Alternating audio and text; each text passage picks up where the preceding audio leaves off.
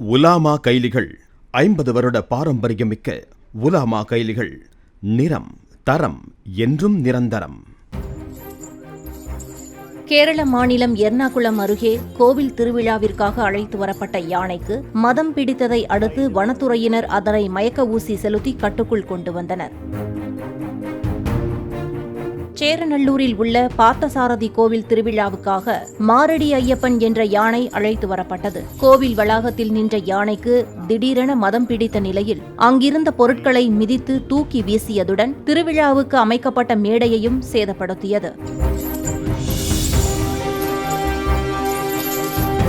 மேலும் கோவிலின் பக்கவாட்டு சுவரையும் அந்த யானை இடித்து தள்ளியதாக கூறப்படுகிறது.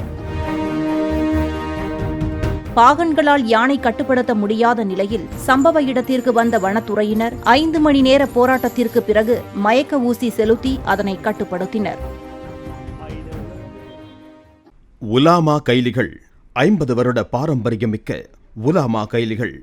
நிறம், தரம் என்றும் நிரந்தரம்.